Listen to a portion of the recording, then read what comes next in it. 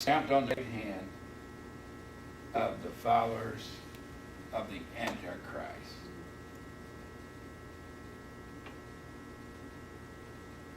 Has the badge of the followers of the Antichrist.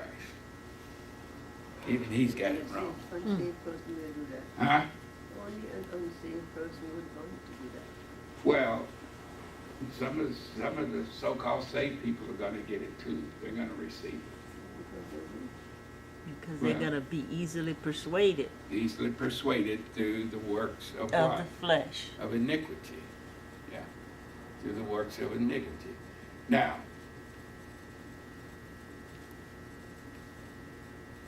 that don't mean that you're going to have a mark in your hand, on your hand, or tattoo, or computer chip. Don't mean that. Or one in, where's your forehead? Hmm? Right between your, right above your nose. Right here. Mm-hmm. What's there? Huh? That is the center. That is the center of the frontal cortex of your brain that does all of your righteous thinking.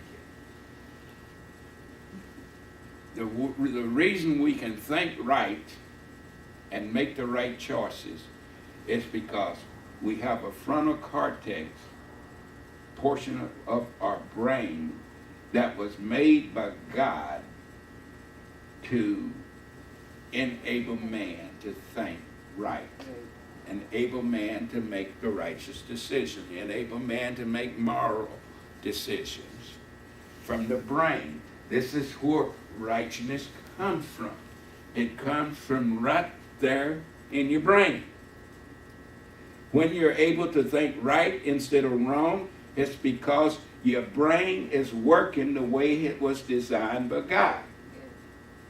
That enables us to think right. This is why children can't think right. This is why teenagers are in the thing. Now, this frontal cortex of your brain does not fully develop and mature until you're about 25 years of age. And up until that time, you're relying upon a primitive part of the brain that's called the amygdala. And that primitive part of the brain is what creates desires, wants. Creates desires and wants and needs, like a caveman. Caveman couldn't think about tomorrow because he had to worry about what? Today. He had to feed himself today. He had to go out and find something to kill today. And when you killed it, you had to use it up, didn't you? Because he didn't have no refrigerator to put it in. He couldn't go fishing and fish and store his fish for a month or a year like we can, because he had no refrigerators. Finally, he learned how to dry fish and dry beef to preserve it that way, but that only came after years of research on his part. He was stuck with that primitive part of the brain that we're born with to create our desires, that we find so permanent in babies, right? Babies. You take a baby. Baby wants now. Baby wants milk. Huh? Baby starts crying because it wants to be fed. There's nothing you can tell that baby. I don't have no formula. Don't matter what the baby gonna keep crying. Got to wait till daddy comes home to go buy you some milk. That ain't gonna stop that baby from crying. Baby wants now. The only way that you can stop that baby from crying is to what? Give him the milk. Give him the milk. Huh? Because he can't process no information. He's just like the caveman. He's only concerned about now. He can't process the information. Well, wait a while, just let your stomach growl a little bit, and after a while, Daddy will bring some milk when he comes home. Later on, you can tell him that, and he'll begin to understand. And he'll stop crying when he gets up years. So he is, all of these desires and everything comes from the amygdala. Well, sometimes that part of the brain continues to function even when we're grown. And this is how we become dope addicts and alcoholics and gamblers and all of those kind of things, is because it is a part of the brain that creates desires to satisfy the flesh, to bring you happiness and amusement. And it continues to work. But for the functional person, the person that is functioning, the frontal cortex takes over. When, as it begins to develop, it takes over. The baby begins to learn that is not the way, you know. Sometimes you got to wait a little while. So you can begin to, as the frontal cortex takes over, the baby begins to learn through that process. Because it is the part of the brain that God puts there to enable us to make the right decisions. And the reason the kids are not making the right decisions is that part has not developed. That part has not developed to where they can make the right decision. They still rely upon that primitive part of the brain that they were born with that works in regards to desires and creating desires. Okay. That is what is in the forehead. Now the mark in the forehead would be what then?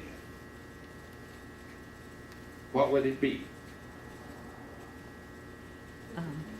Something that you can see.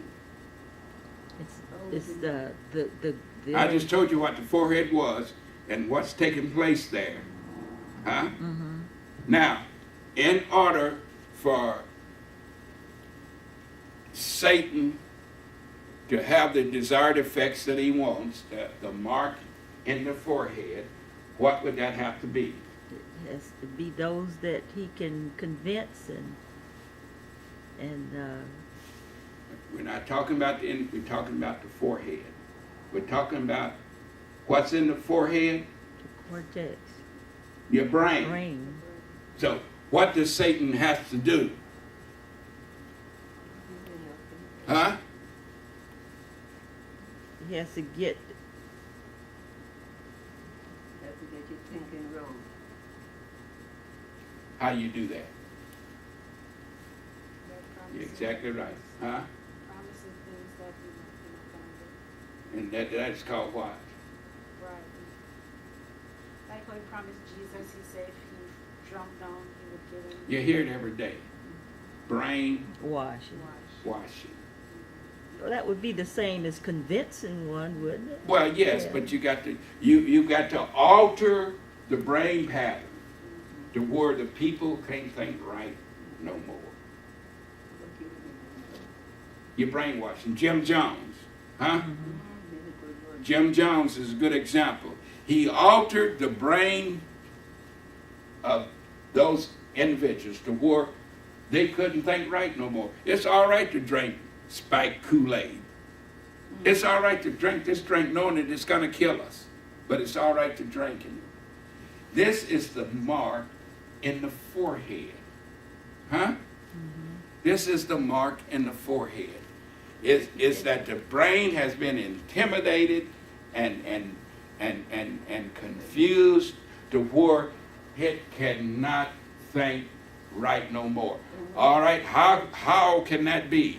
How can that? What are some of the things that we can use to mess up that brain? Huh? If he gets them in a dead state and he has them already sold. What are some of the things that we can use to impair the brain to where it can't think right no more? Drugs, Huh? drugs, Who? drugs. Drugs.